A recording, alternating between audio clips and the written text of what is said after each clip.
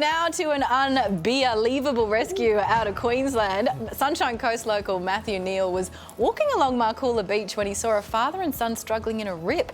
The lifesaver in training couldn't find a rescue board, so naturally he grabbed an empty beer keg and took the plunge. Using the keg as a flotation device, he swam out to the pair and brought them safely back to the shore.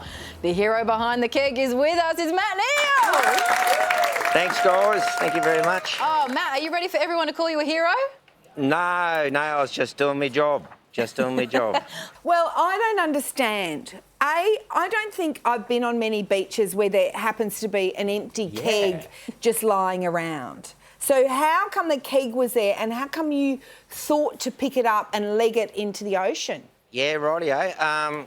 So I rocked up early, like I always do. I went down to the beach and they've taught us how to do a beach assessment, so for the rips and the surf and all that. So I was trying to apply my skills there and I saw a father and son down the beach on the edge. Everything was fine. I looked at my time, thought I'd come back to the club. Everybody should be here, nobody here. So, well, I've got my timings wrong. So I went back to the beach and just in that short time frame, here's the dad going like this with his 4-year-old, about 150 metres out. And it's like struth, this is on me. So I ran back to the club. Everything's closed because it's still real early, like too early. And I was eyeing off a keg earlier on. I thought I'd make a good letterbox and it came back to my mind, there's a keg. So I grabbed it, I'd run down the beach, got in the water. I still could see the father and son, but then I had the problem, I got into the rip, and that's what they teach us to do, get out there quick, but the keg is not a surf flotation device. So, really? I was copping it, I was fighting it. It was tug of war. Tug of war.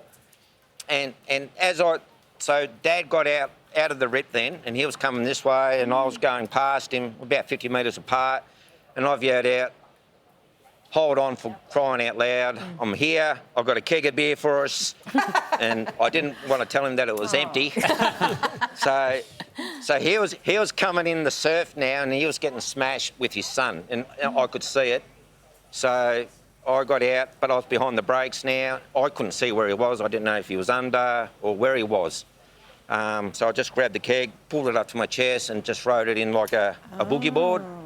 And before I knew it, here he is. We popped up pretty much almost on shore and we just walked onto the sand. Wow.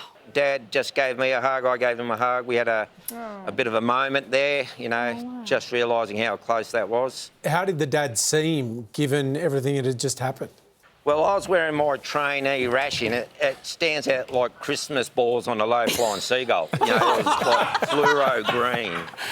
And he's seen it and he's gone like that. And that, when I was talking to him, he said that reassured him. When we passed in the water, he was reassured. So he was able to relax. So he was just keeping his son up at that stage then. To have that Noosa keg right there for me, the boys even said that was a one-off. And how lucky you'd clocked it earlier, Matt, with a view to a little bit of petty theft, and that it paid off. The owner's over here. Well, Matt, it's a story I think that's going to go down in Australian history. Congratulations and well done. Thanks, guys.